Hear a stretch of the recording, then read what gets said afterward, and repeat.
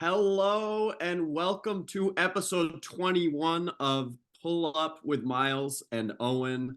And today, a friend of the podcast is joining us from the Washington Post. We are very excited.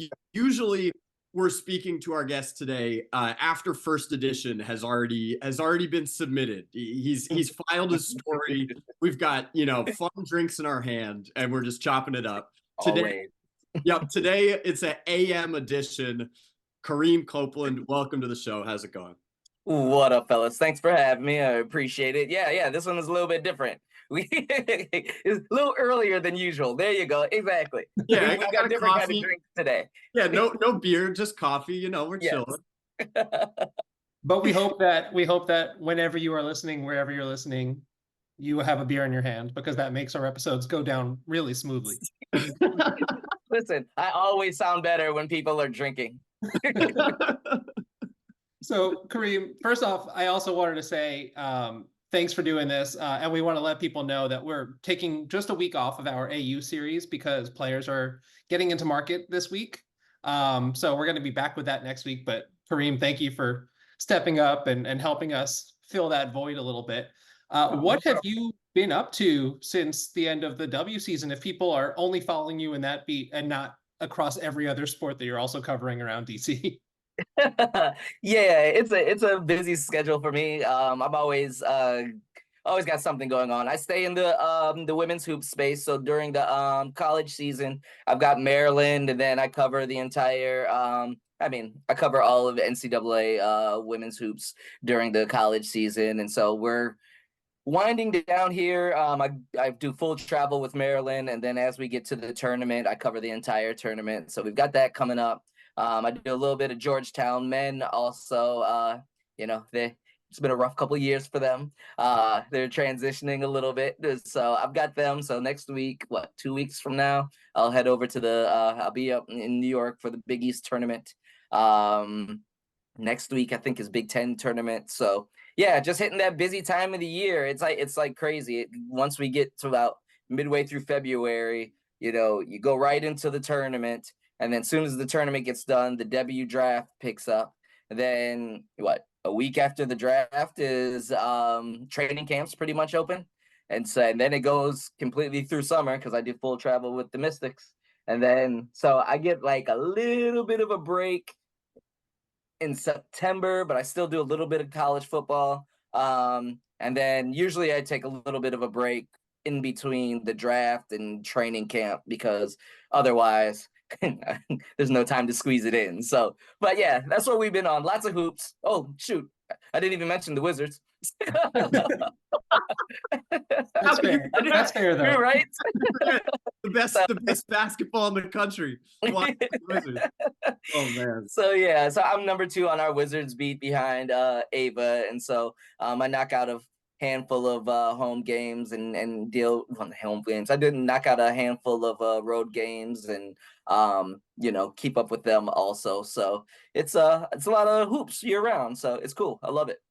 You mentioned that you do travel with the Mystics, and that's a very rare thing in the W space. I believe you and Annie Costable are the only two newspaper beat reporters that travel with the team.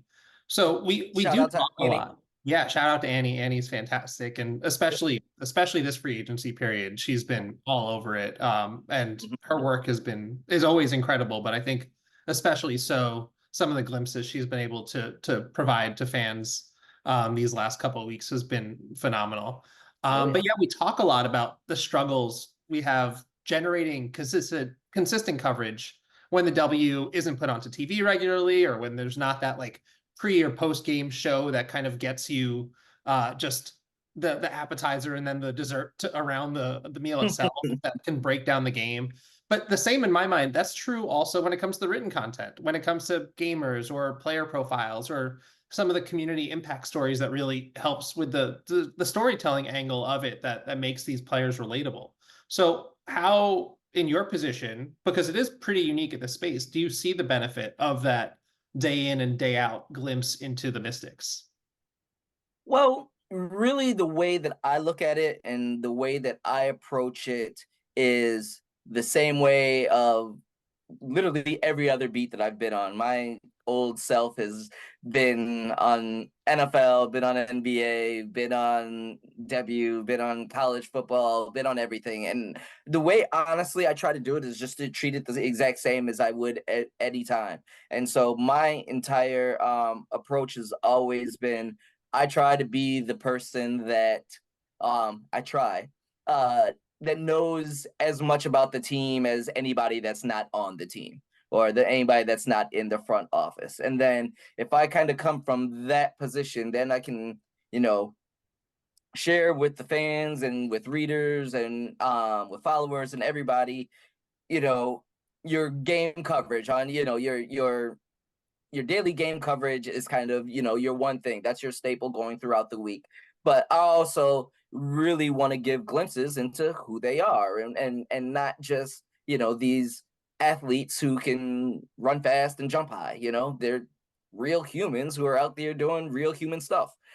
So I try to, make sure I can hit those profiles and features and all that. I try to give as much of an all-around glimpse of the league and the team and individual players as much as I possibly can. And, we're going through free agency right now. So that includes that stuff, that everything from breaking news to, what some would call softer features, where, player profiles, where we got to get to know them, where we're really not even talking ball. We're kind of talking about who they are and what their interests are away from the games. And, and I really think that's what, we always kind of talk about interest in the league and trying to grow that. And I think that's what people who like basketball are going to watch basketball, right?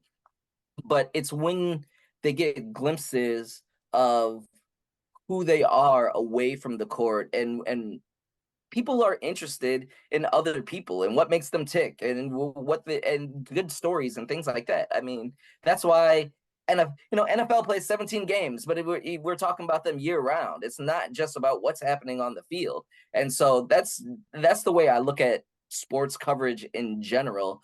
Is, yeah, the X's and O's are super important, and what happened on the floor is super important, but I think it's just as important to show who they are away from the game. And because, all of us work hard at our jobs and what we're doing, right? But we're all people away from that. And so I think it's interesting to be able to see who they are outside of that. So that's always something that's pretty high on my list. Quite frankly, why I try to talk to everybody. I think there's times that it can be real easy to kind of fall into the groove of, just talking to, the top handful of players on the team because they're the ones that are getting the most minutes and all that kind of stuff. But whenever I've talked to younger journalists, and I'm actually going to speak at a class at Maryland. What's today? Today's Monday. You have to go. I got a heavy schedule, y'all. But yeah, so tomorrow I'm speaking to a class at Maryland, and I always encourage young journalists, talk to everybody, talk to people down the line who aren't getting as much playing time. That's why it's important to go to practices and shoot arounds and things like that, because it's hard to do post games, right? If you're only going to games, and you've got to get, we were just talking about it a minute ago, you got to get the most impactful players from that night.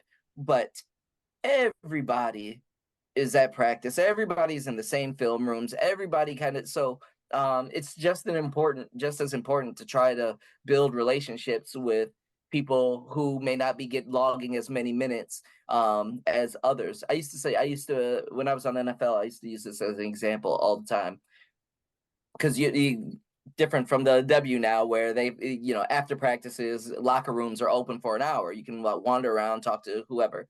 I always say, go talk to the backup offensive lineman. Those guys are smart.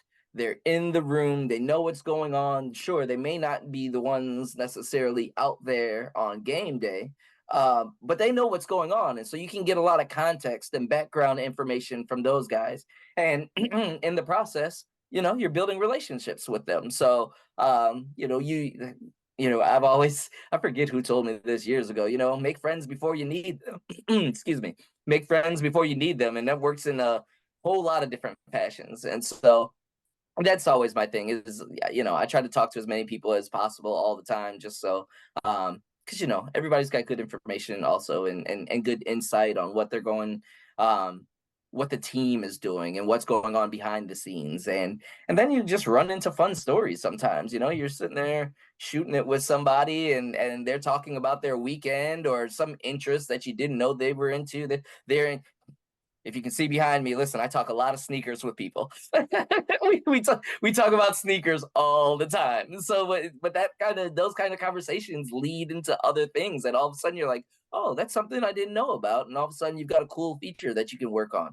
So, I think I'm just rambling now, but that's kind of how I approach it all. No, No, I that loved all of that. I think I might have like a half dozen follow-ups to that, but that was my experience too, kind of like when I was a young journalist in this space a couple of years back.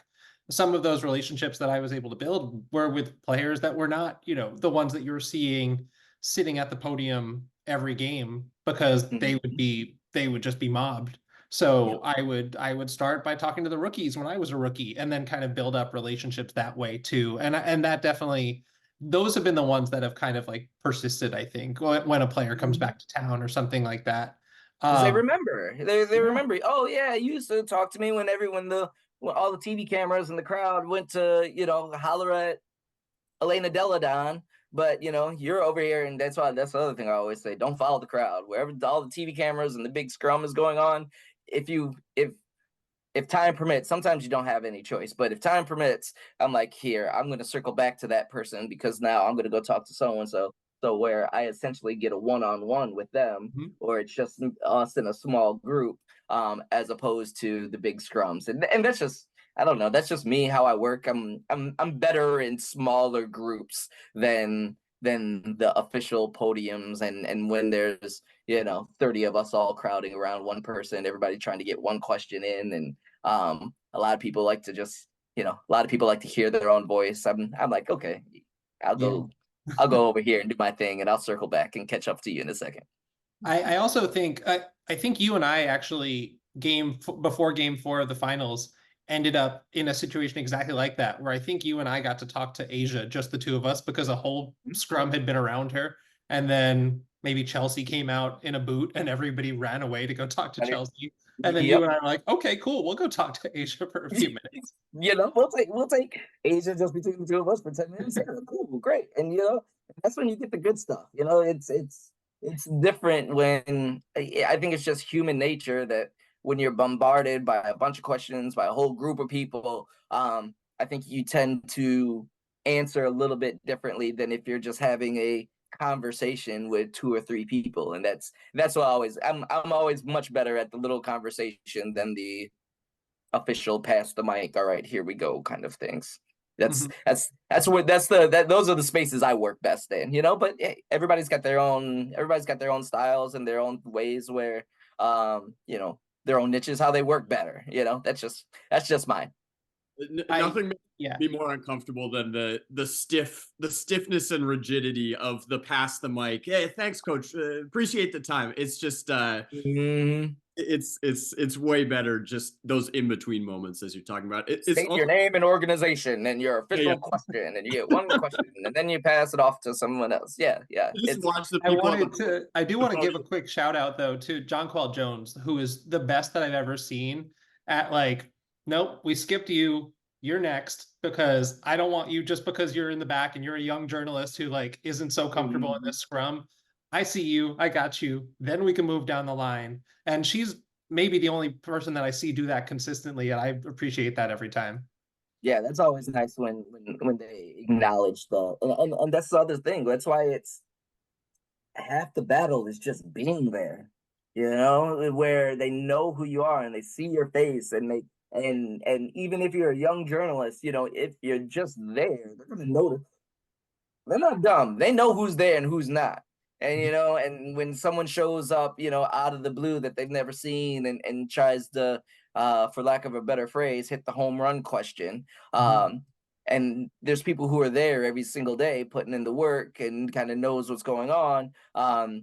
Those players know that. They know who's there putting in the work, and it's nice when you see somebody like JJ do that and says, hey, no, we're gonna make sure we get so and so because they're here, they're putting in the work just because regardless of whatever their title or whoever where people work. Listen, if you're doing the work, that's all that matters. I don't care who you're working for or what all that other shit, quite frankly, doesn't matter. It's about putting in the work, and I think they acknowledge that because they're every day putting in the work.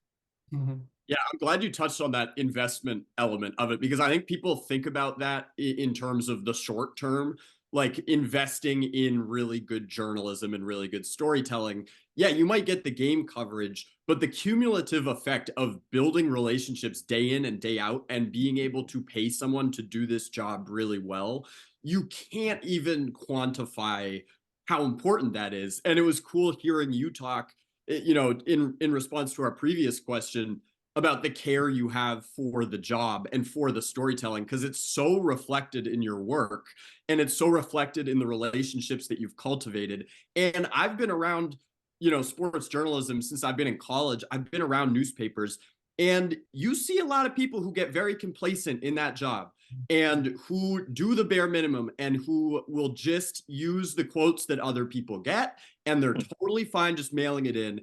And for you and for Annie, these two people who do have that investment from a print publication to be so good at this and care so much goes such a long way when you talk about writing these stories that might not be the game stories. The game stories are fantastic, but as you're mentioning, the little in between conversations where you get these great anecdotes, that's the most fun stuff to me. I don't know if you have any like favorite stories, in that regard you've written, but it's really reflected in your work. Well, I appreciate you saying that, and that's how I try. That's just how I try to approach everything. Is that if you're gonna do it, let's do the damn thing. And I enjoy it. I love it. This is why I'm in the business in the first place. And you mentioned these like the little moments, and that's like some of the best moments hardly make it into the stories, to be honest, sometimes because it just doesn't fit. And so I'll talk about it on social or whatever. But it's going to a practice on a Tuesday in between games when, honestly, sometimes I don't need anything from practice. And I still, it's like, all right, here, let's go, couple things because I always want them to see my face. It's funny. I've had new players, or it's happened at Maryland also. New players will come and after like 2 weeks, we'll be somewhere on the road, and I'll come around the corner and they look at me and they're like, wait a minute, you're here too? I'm like, I told you, everywhere you go, I'm gonna be there. Every game, I go wherever y'all go. And they're like, oh, okay. And you can see it hit them because they don't all have, especially in the W, they haven't necessarily had that before. Someone who's, a dedicated beat writer who's been there, goes everywhere that they go.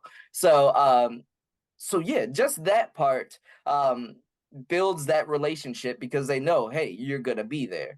And we're gonna damn talk almost every single day. Shoot, during W season, I swear, I tell people I talk to Tebow more than my parents, my girlfriend. Sometimes I talk to him 3 times a day on certain days. If I go to shoot around, we talk pregame, we talk postgame. It's so we chat a lot. But yeah, there's always little fun stuff. I think shoot arounds are really funny because they're just getting shots up and trying to get warmed up in the morning. It's not as serious as other times, but they always end it in taking half court shots. And there's a little bit of money on the line when they're taking these half court shots. And so it's funny to see their interactions and see who would, for whatever reason, Tiana Hawkins won them all the time. She's good at half court shots. she won those all the time. The Mystics have this little 3-point shooting game that they always close out shoot arounds with, where Eric Tebow even participates. In the past, that has been won mostly by Elena. Wins the most of them, I would say, but that one gets spread out a little bit. One of my something that ended in a story last year I did a story on Natasha Cloud and Brittany Sykes and their kind of relationship. And it was, where were we? We were in Dallas, I do believe. And so I just went, we ended up setting it up where I went over to the team hotel, and they've got the big areas where they're like conference rooms and things like that, and they're usually like set in big hallways away from the main lobby and all that kind of stuff. Man, we sat up there for hour plus, just weaving in and out of, sometimes talking, on the record for the story, sometimes just like cutting up and talking. And, when you get them at ease, they're laying on a couch, drinking, coffees and had just gotten out of video and that kind of thing. And so we're just, they're just sharing all kinds of stories from the past and what they're doing, um, them going back and forth every day, travel issues. That's the other thing. I see them in the damn airport all the time because we're all kind of, W, they're still flying commercial just like all of us. And so a lot of times I'll see them just walking around the airport in the morning, or I'll be on the same flight as them a lot of times. So again, it's just those little things of like I say, being there is half the battle, and just, not always talking. That it doesn't always have to be on the record. That's another thing I try to do. I don't want the only time I speak to you being on the record. I don't want every time I walk up to you, I've got a, recorder in my hand, ready to throw it in your face. So, they're sitting there, they're sitting there on the sidelines, either injured or waiting for something, or not during practice, where I shouldn't be talking to them during practice, which happens most of the time. But they'll initiate it sometimes. I'm like, listen, you're gonna get me in trouble. Like they're gonna be mad at me for talking to you during practice when you came over here and started talking. So we'll catch up after this. But them going in and out of the training room, or Tiana, or she'll bring her son in at sometimes, and so we always talk about the kids, and I try to talk about everything that's not basketball, to be honest, what's going on in your life and that kind of stuff. That the the other day, most of the Mystics staff was at, what was it, I think it was Maryland, Ohio State, I think, maybe, or maybe Indiana, one of those two. Anyways, most of the staff was there, and I almost missed the start of the game because I was sitting up with them just chatting, and it wasn't like, wasn't microphone on talking about, we were just kind of catching up and things like that, Latoya Sanders, I always ask her about her little one. So it's those are the moments that are really cool to me. And again, I think those things shape your ability to do something really cool later on, because there's a trust factor there. They them, they know you, they know you're not, I very much take pride in not being the gotcha guy. I'm not trying to surprise you with something, and when there's news and there's something serious that we've all got to talk about, yeah, we'll cross it and we'll have to talk about it. That's part of the job also. But, I'm not the person who tries to, surprise you with something that's, that's just also how I operate. But we can talk about it. We'll talk about everything anyway. So that's just how it is. But yeah, those on road trips, it's funny to see them. You see which groups of people hang out together, because you'll see them walking together through the airport. They travel in different ways. Sometimes I end up getting, I'll end up sitting next to Tebow, or sitting next to one of the players, or sitting next to one of the assistant coaches. And, it's interesting to see how different people fly and travel. Some people just want to shut up and put the headphones on. Some people want to chat. Some people are on video. So all of that little stuff behind the scenes, I think, comes in handy down the road. and just again, it's all we keep. I feel like I keep repeating building relationships, but that's such an important part of what we do. And so, if you get to know me and I get to know you, when tough times come up, when the team's losing or somebody gets in trouble or there's a trade or whatever, I like to think usually we have a pretty good relationship where we can talk about that stuff without there being some kind of like hostility. It doesn't always work out that way, but most of the time. I really appreciate all of that, because there's so much that, I'm learning and taking from this conversation. And I think that, yes, you are in a somewhat unique position in terms of how much time you're spending around this team, but that's something that I'm also constantly striving for. And I think like what people might not realize when they see a quote in a story, or when they even see something tweet, like I live tweet all these Liberty pressers, is like the amount of grace that I will get when I ask a bad question, because I've been there and I've been in the room and I've seen people ask some good questions and get clowned because the players just don't know them, or aren't sure what their motivation is in terms of where they're asking. So in building those relationships, sometimes it also gets you off the hook when you might not have your A game also, and players like, no, I got you. I'll take this one.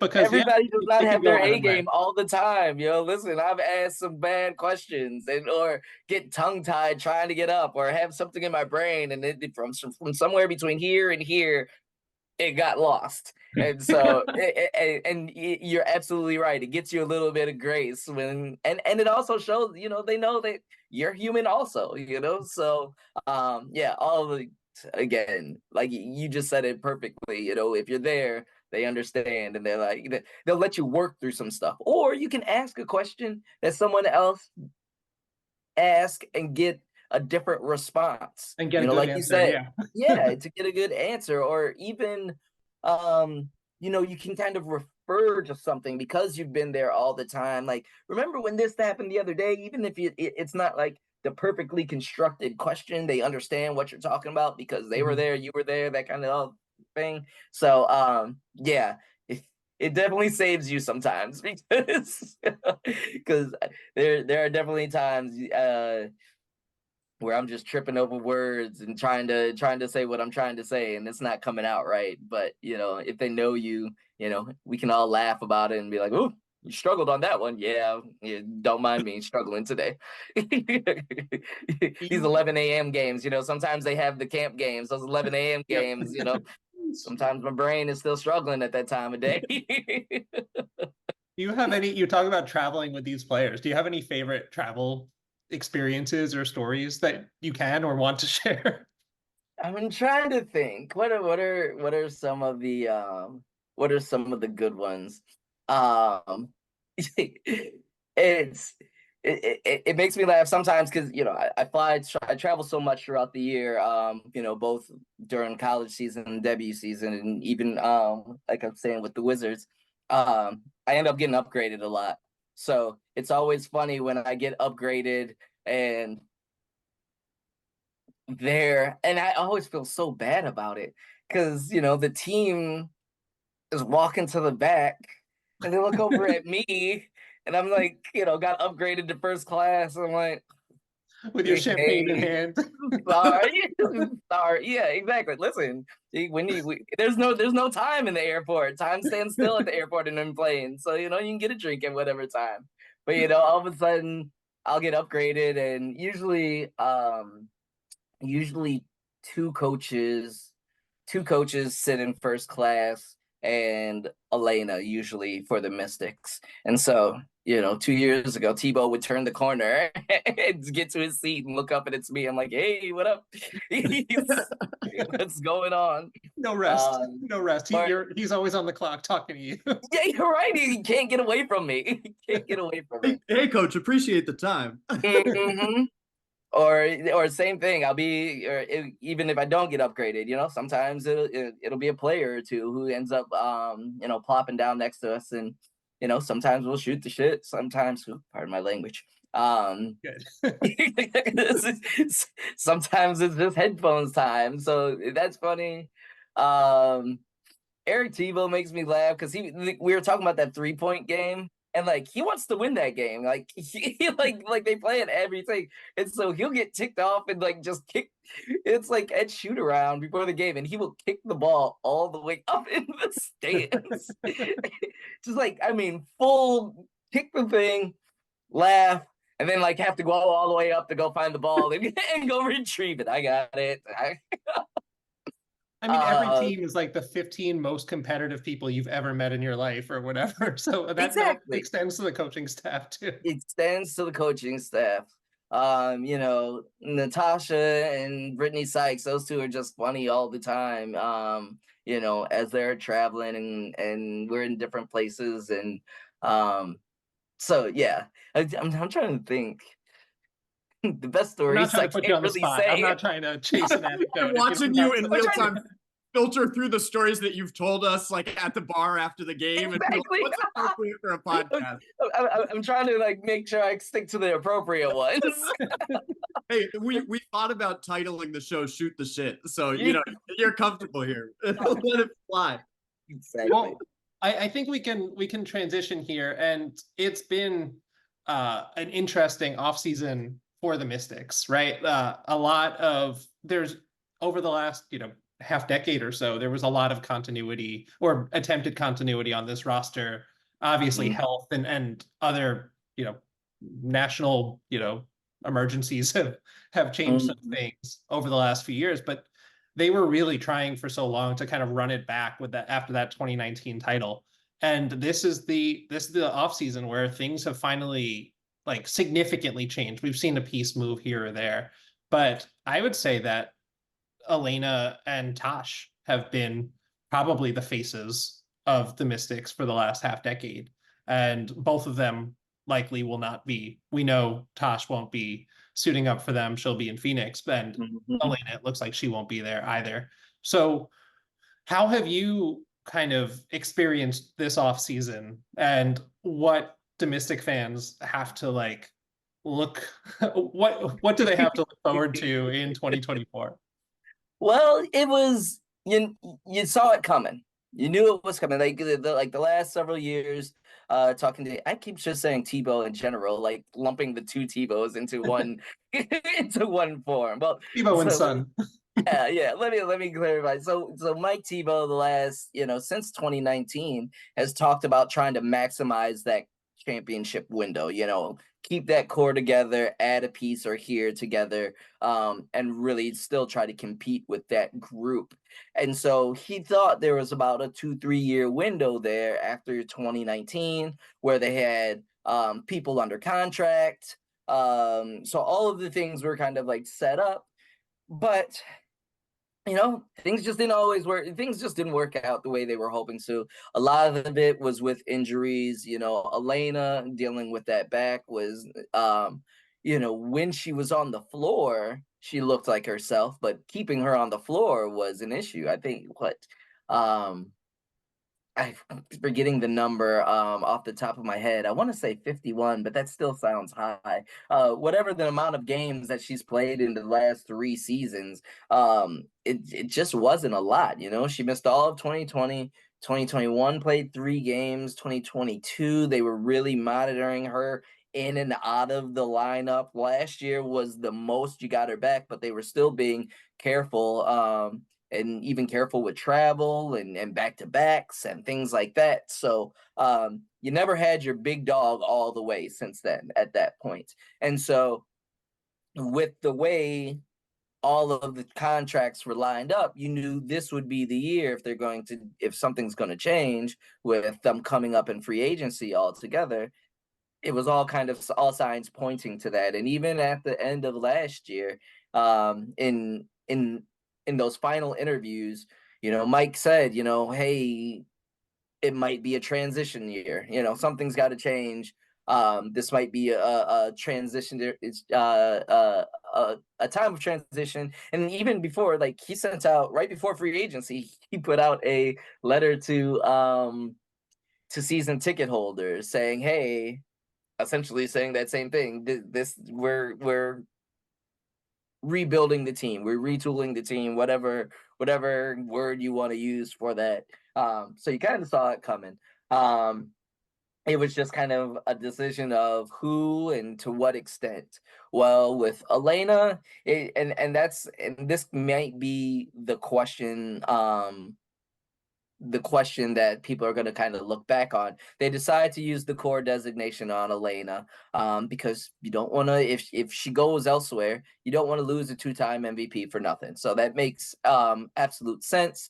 And you even could see it even when Elena was talking at the end of last year. And that's why this part where it sounds like she may not play this year, or I kind of think they might reevaluate things once we get back from All-Star break, where, she's, healthy because she didn't play the first half of the season, can see what teams, want to make a push and who has availability and all that kind of stuff. But even she said at the end of last year that, hey, I'm going to keep playing. I want to win. She wanted to be somewhere where she could win. And for the first time, she had said adamantly before, hey, I want Washington to be my last place. And this time she was like, I want to be somewhere where we can win. And so that was telling in itself. And that was at the end of last year. So I think everybody kind of knew there were going to be some significant changes. And so the difficult part has been the trade market. I don't think wasn't what the Mystics hoped for, and I don't think it was what Elena thought it might be. I mean, quite frankly, they didn't want to be cored, period. Right? That's the first thing, because that limits what she can do and where she can go, and that's why those rules are put in place in the first place, to give teams a little bit of protection. But you also get paid for being cored, as you get paid the max. And so that's balance between the two. But she wanted the flexibility of being a unrestricted free agent, and the Mystics decided not to do that. But if you use the core on her, you couldn't use the core on Tosh. And I think there was also a feeling from the team that they were ready to move on in a different direction also with Tosh. And so she was allowed to go find her team, or not allowed, but it's unrestricted free agency. And they didn't really, I don't believe they even made an offer, but they didn't make a big push for it. Let's put it that way. So it wasn't a huge surprise when she signed with Phoenix, because when it's time to retool and you're not going to run back that same group, you've got Ariel, who's still under contract, and she's a multi-time All-Star, Olympian, Olympic gold medalist winner, right? Yeah, she was she was on that last team. Yeah, she was. Yeah. Yes. And is probably going to be on that team again. So they just signed Slim for multiple years. Maisha's still under contract. Shakira's still on her rookie deal. So when you kind of start looking at where the moves could come from, if it wasn't going to be through trades, you could kind of probably pick out the people that could see who it was going to probably be. And so, they're in the position now where it's really kind of looking at 2025. This is kind of the example that I've used a little bit, and it's not apples to apples comparison, but last year with Seattle, right? They lost Stewie. Stu retired, but they were able to keep Jewel. But they knew they were going to take their lumps in, was that 2023? Mm-hmm. I can't remember the years. But see, they knew they were going to take their lumps last season, right? But they structured themselves in a way where they were like, okay, but we're going to try to make this push in 2024, or at least rebuild our team during this offseason, whether it was going to be through the draft or through free agency. And we've seen that it's been through free agency with oh my goodness, why am I going blank? With NECA and Skyler. Yes. And so that's kind of what I see as a possibility for the Mystics. Not saying next year they're going to go out and sign, two of the top free agents, but they're building flexibility into their contracts. They signed a ton of training camp contracts. Carly Samuelson, she got a 2-year deal, but she's the only one in the offseason who's gotten that. Oh, Steph Dolson will get that when that becomes official. That's kind of on hold right now. When they agreed last week, they had most of the details worked out, but there were still some to be figured out. And as of March 7th, if Elena hasn't signed her core offer, which she has said that she won't, all of that money comes off the books. And so then the Mystics have even more flexibility. I think probably some of that cash will probably go towards Steph. Also gives the team more flexibility going forward. It's got 2 first-round draft picks going into 25. I'm sure there was some celebrations when Paige announced that she's staying for another year, and that's the big look. It's that everybody's kind of trying to figure out who's going to come out this year, who might stay for next year. But if they stay, the Mystics will be in a pretty good position with draft picks, with money, with still a good foundation with Ariel and Shakira, where it will be a pretty they should be, in a pretty good position to get back and rebuild this team pretty quickly, if things shake out the way they hope they're shaking out. So it's really looking like 25 is what there is really the focus and what you're pointing to. 2024 might have to take some lumps. It might be a rough season for them this year, as and you've still got enough to be competitive, but at the same time, it's just a team that is retooling for the future as opposed to right now. And whereas since 2019, they've gone into every single season saying, yes, we expect to at least be competitive in the chase for the finals. I'm not sure I don't think this year will be that kind of expectations going into the season. Got to get Shakira back healthy, all of those things, and she'll continue to develop and all that kind of stuff. But I think the eye really is on 2025. And I think that fans should be good with, you can point to Seattle as a blueprint and say, look at what they did. They had they've had what, 2 years and 2 decades. They're not competing for a championship, and then they land lottery picks and then use that to retool. That should be the blueprint for basically every team. But I wanted to bring it back to Tosh for a second, because all 3 of us were in the room after that Liberty series and saw how she's a player that we love, how she always wears her emotions on her sleeve. But we all saw in that moment that she was almost saying goodbye then, where she didn't know yet and it was obviously very emotional after that game specifically. But just, she was saying thank you to DC, and it was almost I don't think it was like a plea to resign so much, but like she loved that city and everything, all of her advocacy work. And and you've been on the ground there, the times that she would have media blackouts to talk about gun violence in the community, or that she would take time off of to do activist causes. And even now, she's just continues to be one of the most outspoken players talking about everything going on in the Middle East right now. How, I guess, like, how did that all sit with the front office? Because the W as a whole kind of had to be dragged into advocacy, right? Like we look at it now and it's like, look at how great our league is at dealing with all of this social injustice around the world. but like players were getting fined back when they were wearing Black Lives Matter shirts a decade ago. And now we look back and the W is synonymous with all of that. But that was not always the case. But Tosh is someone who has always been comfortable speaking her truth. And I don't know how that kind of like sat with the organization all the time.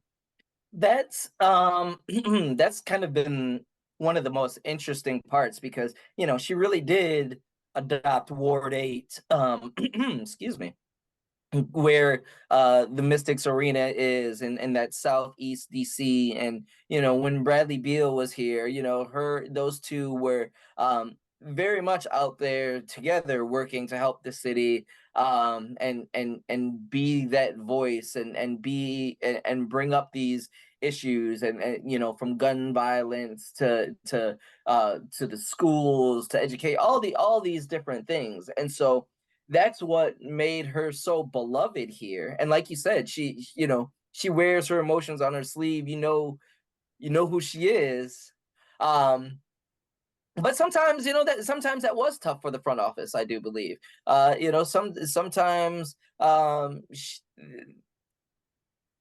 don't think they ever tried to silence anyone. You know, they very much have implored them to be active and to speak their mind. And but I do think there are times where it's made it a little bit where maybe they've had to kind of come back and kind of clarify something that Tasha said, and it's not like they were kind of making excuses or anything like that. But, you know, she talked about so many different things, and she was so, you know, Tasha's passionate, you know, so she would get passionate about things sometimes.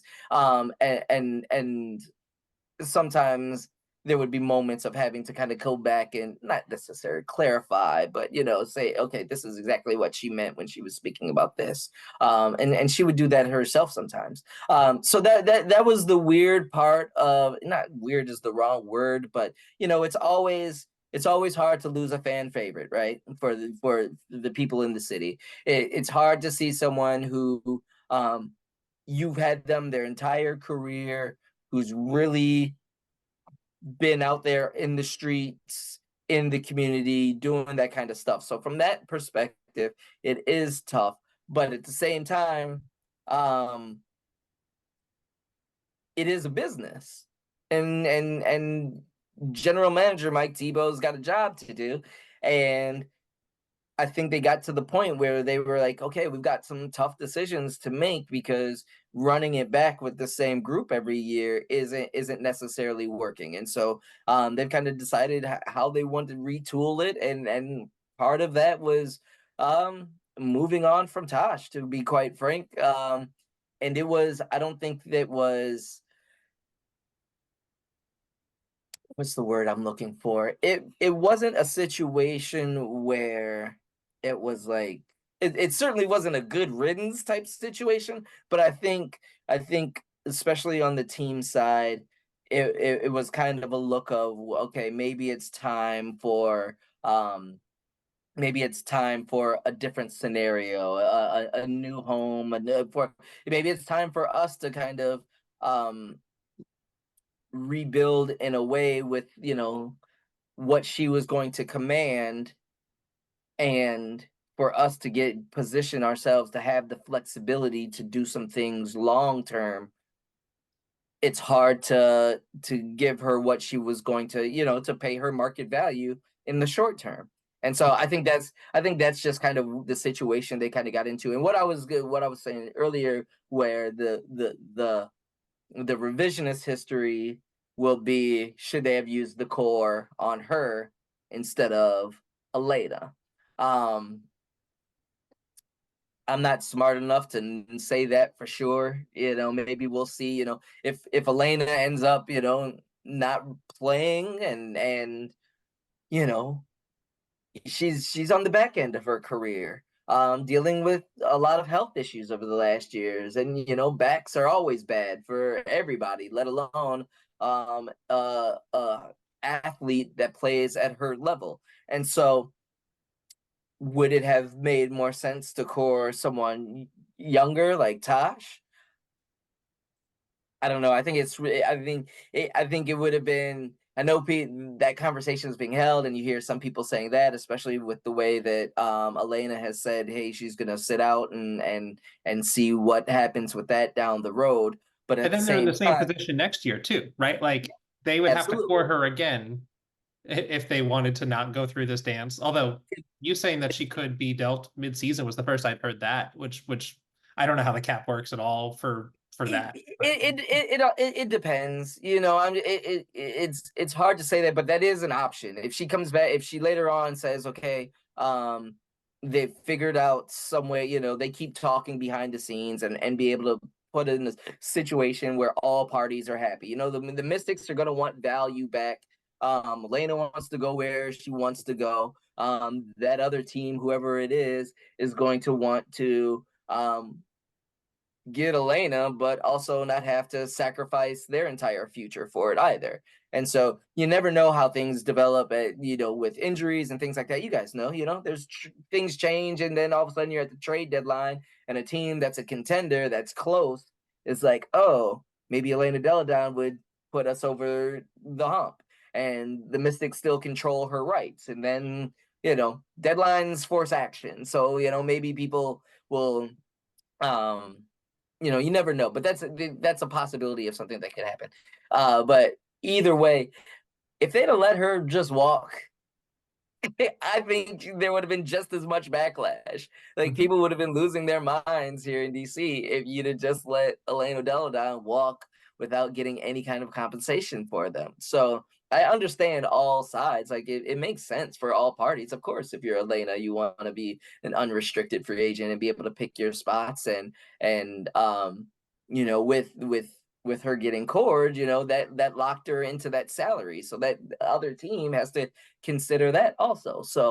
Um, so I can see it from all parties. These are the tricky things that you have to navigate when you decide, hey, it's time to essentially take a team that was built around 7 people for several years and say, okay, we're going to tear this down to the studs. And it's not necessarily tearing it down to the studs, but hey, we're going to build in a different image. You know, it's very few teams, and it's very difficult to seamlessly move on from one core to another core and have that core be ready to compete for a title immediately. And so these are the kind of tough times you got to kind of go through. And so I just think kind of that's where they are at this moment. And I think it was tough to move on from Tosh, I think, but at the same time, I think all parties kind of saw the writing on the table, and if you look at the other contracts and all that kind of stuff, it wasn't a huge surprise that's how that played out, to be quite honest. Even though, like you said, it's hard to lose someone that had that connection to fans and things like that, but you know, sometimes they got to make a business decision, and now Tasha's on the team that thinks they can compete. So you know, sounds like she's happy where she's going also. I think the first round series between New York and Washington was a really interesting turning point last year because we think about 2019 all the time in relation to the Mystics, and I think the pandemic sort of warped everyone's sense of time and whatever the bubble season was so Mhm. unique.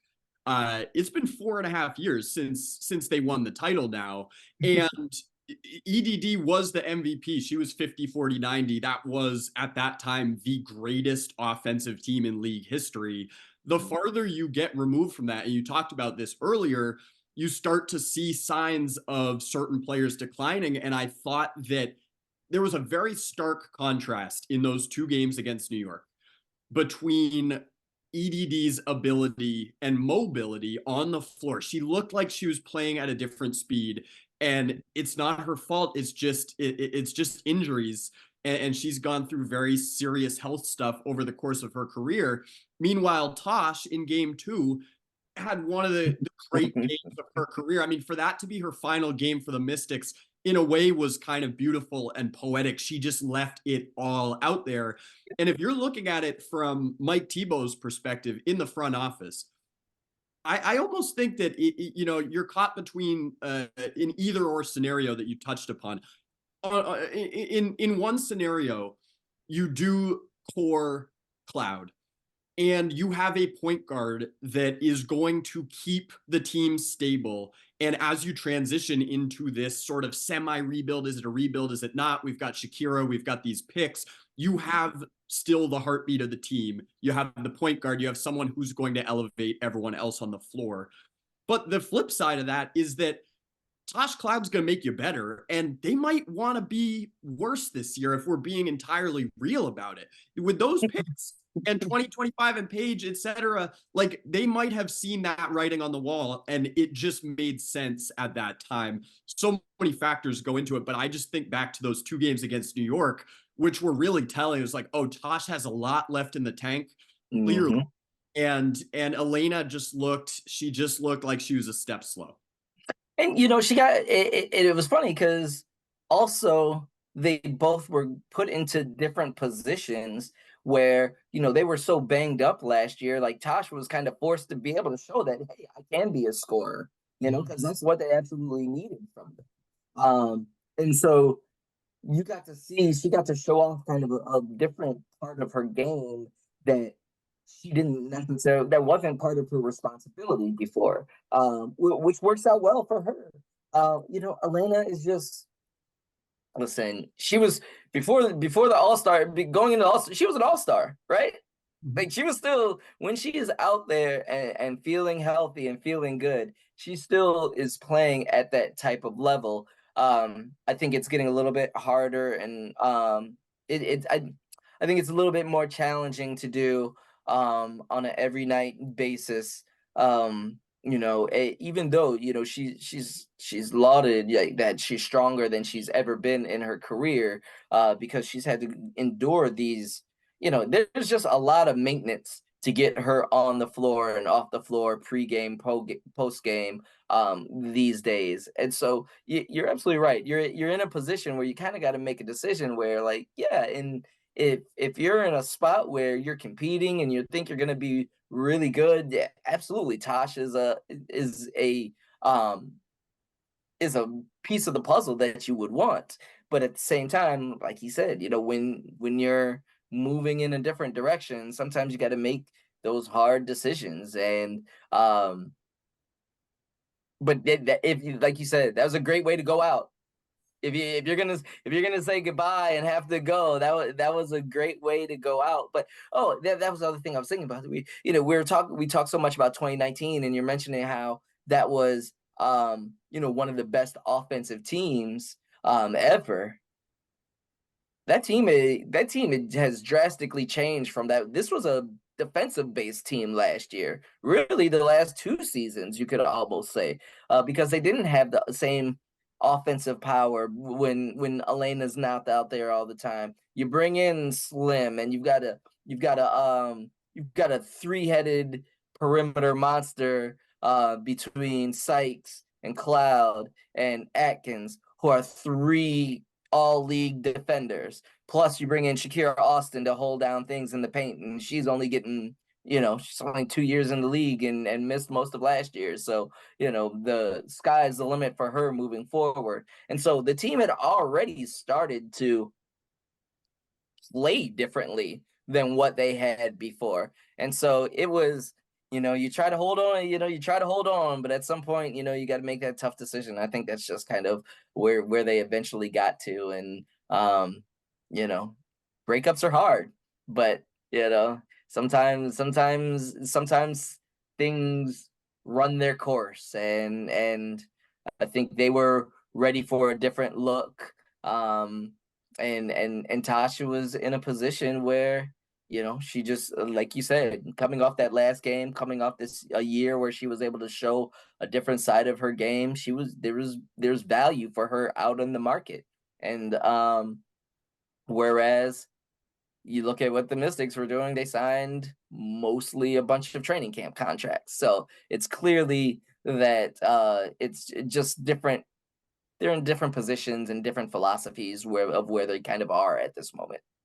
I think it's also really smart for some. It's hard to hear for fans but it's really smart for general managers to look at the landscape and say, can we compete for a title right now? And it's not, last year it was New York and And be Vegas. honest about it. Yep, and be honest about it. Because Vegas and the Liberty were head and shoulders last year. But now you look at what Seattle's done in this offseason. You look at what Phoenix has done. Connecticut bringing back Breezy, and that they still think they've got a shot. That's 5 teams that feel like, okay, we're going for it, right? Mm-hmm. And you have to be honest, especially with the construction of the lottery system, where it's this 2-year cumulative. So you're already thinking, okay, we were 7 last year. If we're Washington, like that's enough. If you think about Phoenix jumping up and Seattle jumping up, like we could really position ourselves very well for a retool, whether it's this offseason, next offseason, whatever it is.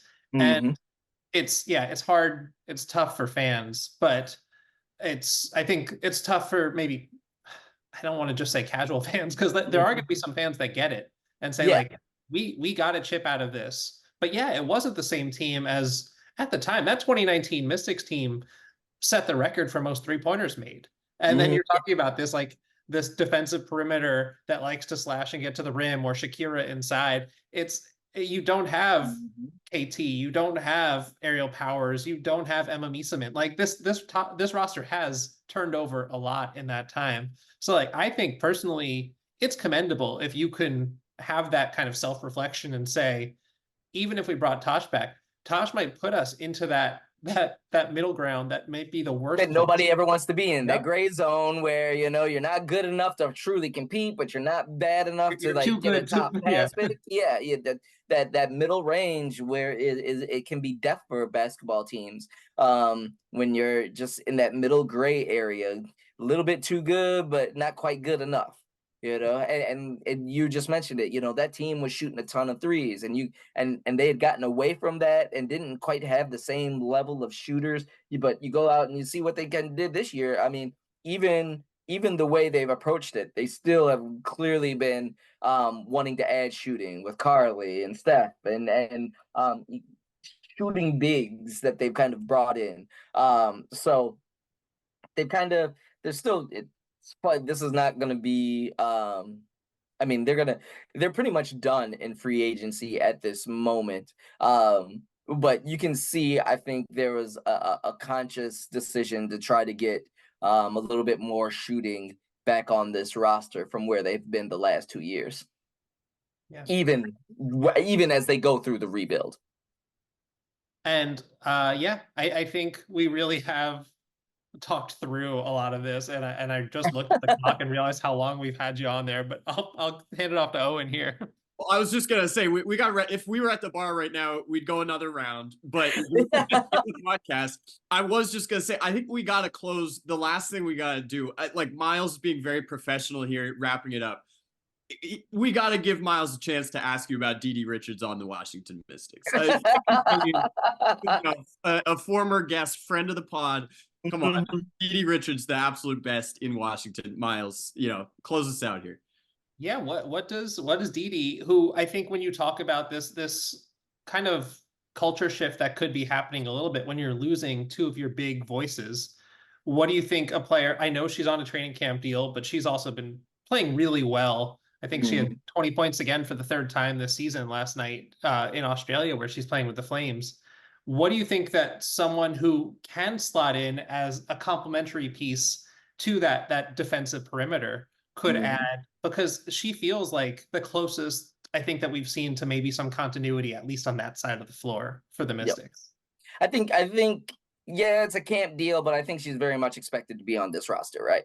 Like, she's going to be here. And so there's an excitement there where I think, as much as people are a little bit disappointed with losing Tosh and almost just from a personality standpoint, I think you've got with her and Steph coming in, I think there's excitement there also that there's going to be, I think fans are going to quickly be rooting for those two. Well, they already know about Steph. And if they've been watching from afar, you should know about Didi, but they'll find out really quickly. But yeah, I think she comes in and she slots into kind of a good versatility piece that, we were talking about. Okay, you're losing a defender of the quality of Tosh, but Didi can play on that floor very well, right? And so she can complement in those ways. And I think just the versatility of her, being what a wing with some size, but that can still match up, against quote unquote smaller guards. We saw I her think play 1 through 5 here. So 5 was exactly, a stretch, but 1 through 4, she can definitely D up. exactly. So I think that is something like a little Swiss Army knife that Eric Tebow will be able to play with, and figure out. Like it's so hard to kind of really know what this team, how the style of what this team will look like and play like. I mean, obvious. So I know the thought is Brittany Sykes seems to be the at the moment the lead to play point guard, to kind of be your starting point guard, next to Ariel. And so, she'll have the ball in her hands a ton. Ariel will probably, I'd assume she'll probably be the leading scorer on the team. We'll see how, they're trying to get Shakira back healthy. But, when she was healthy last year, really kind of coming back off of that offseason overseas, you could see her offensive game had taken another step forward. And she's already an incredible defender. And so, even as we're talking about these retooling, it's not like there aren't pieces still there. And so I'm curious myself to see how the style of play and how they'll work some of these people in. Maisha should have, I think she of anybody kind of got caught in the mix of, as the team was kind of retooling, because she had free reign in 2020 and showed Yep. exactly what she could do during that bubble season. But as Elena kind of came back, it never seemed like those two playing directly together fully kind of fit.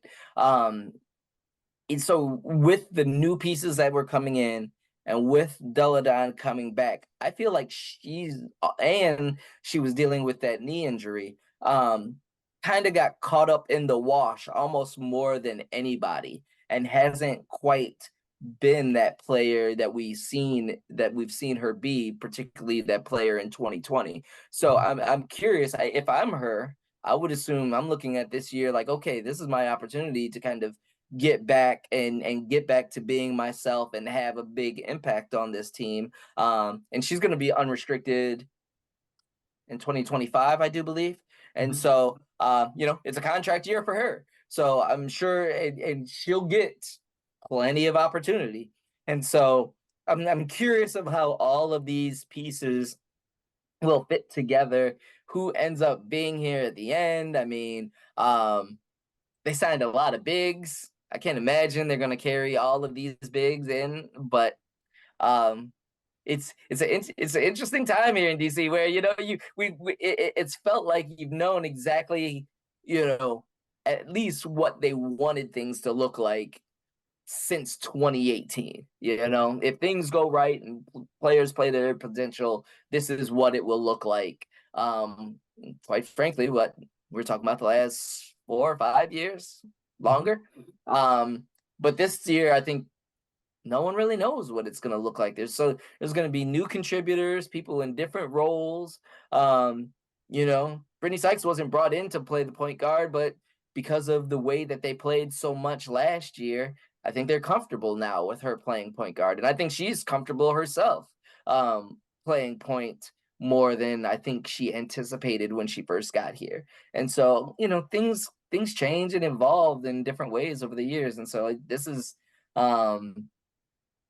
it's interesting going into this one, because I feel like I'm as much as I know the individual players, it's hard to, I don't know how they expect or how they envision them meshing and playing together in the same way. You know, do they see themselves more offensive identity or defensive identity? Do they want to push up? You know, they wanted to play fast a couple years ago. Do they still want to do that? You know, Mike Tebow always wants the ball flipping side to side quickly. Will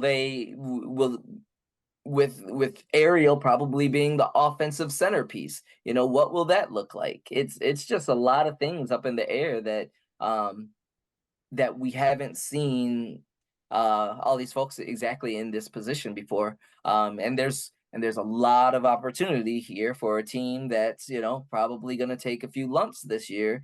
So hey, there's a chance for some individual development and a chance for people to make their case to still be here when they make their more major moves, assuming that'll be in 2025 or close thereafter. At least that's the hope. I think on the from the business side is that they'll, again, I keep using the word flexibility, leaving yourself a lot of flexibility so you can go hard at whatever your new vision is for 25 and beyond. So yeah, no, there's excitement about DD. I know we started off with DD and I got all over the place again. See, I told you guys I ramble. That's why we've been here for so long, and I'm all good with it. Like, I appreciate you guys having me because I will ramble on for a long time, as you can tell. So whoever's gonna edit this, one of y'all got some work to do. But this is the best. This is the best. It had to mirror our conversations when we're not recording. You know, otherwise it wouldn't be good. This is perfect. This is how it goes. This is how it goes. So yeah, and I appreciate that. I appreciate y'all having me and letting me just you know, spout off the top of my brain. But I do think Dee Dee is gonna have a role. I think they envision her having a role here. You know, like we said, that defensive versatility allows them to play a little bit of games with her, play games defensively in general with both Ariel and Sykes still here. So, but I'm still not, but I don't think they even know exactly what it's going to look like at this moment. So, we'll see. That's what happens during transition years. Mm-hmm. Kareem, it's been an absolute joy. I mean, just comprehensive coverage, the best. Thank you so much for joining us. Can't wait to see you soon. You know, when you're here in New York. Yeah, we'll probably see you at the draft, I'm guessing, right? I'm not sure if I'll do the draft, to be honest, this year, because so last year was kind of a unique situation where Diamond was expected to go number 2, and speaking of relationships, had such a good relationship with Diamond from covering her for 3 years at Maryland. I kind of pitched, hey, let's do a behind the scenes and follow you all day and do a really cool feature about like what's it like on game day for someone who's going to be, you know, the number 2 pick. We all knew she was going number 2, who's going to be that high of a pick, and what does the day involve, and you know, I tagged along from the morning from them going to the Empire State Building. Yes. I went to say Statue of Liberty, and I'm like, that is not it. That is to be not fair, it was like went. 7:30 in the morning, so yes. Oh my gosh, yeah, I was not thrilled about that. But yeah, from going to the Empire State to, you know, going to their little suite where she was kind of getting dressed and getting ready and having hair and makeup done and all that kind of stuff, and running around with people coming in and out of the room, and like just that whole day. So that ended up being a pretty unique situation for us, where it ended up being a really cool story. But you know, I also know Diamond and her family pretty well, so it kind of worked out that way. But you know, typical draft days, you know, all the Mystics people aren't there. They're here. They'll be here in Washington. And so I'm probably expecting, typically we stay with where the team is going to be because Tebow will have a live press conference or whatever, that kind of thing. Because last year I was kind of dialed in onto the phone. So that's usually how it works. Maybe situational change. Maybe there'll be something that that we want to get up there for, but when it comes to kind of like specifically focusing on the Mystics, there's more for us to gather here in DC than there is there at the actual event. All right, so we're gonna have to come down there then for the Liberty Mystics opener. You know, I'm in New York all the time. I'll be up there in a couple of weeks for a Big East tournament. So perfect. We'll figure something out. Y'all know I pop up all the time. I just show up out of the blue sometimes. So yeah, we'll figure it out. First two rounds are on us. Yeah, absolutely. Well, two. All right, good. All right. I'm Again. ordering my Johnny Black then. You guys got the first 2 rounds? All right, Johnny Black, please. Owen's got the first 2 rounds. Thanks so much, Kareem. We'll see you soon. Thanks for having me, guys. I appreciate it.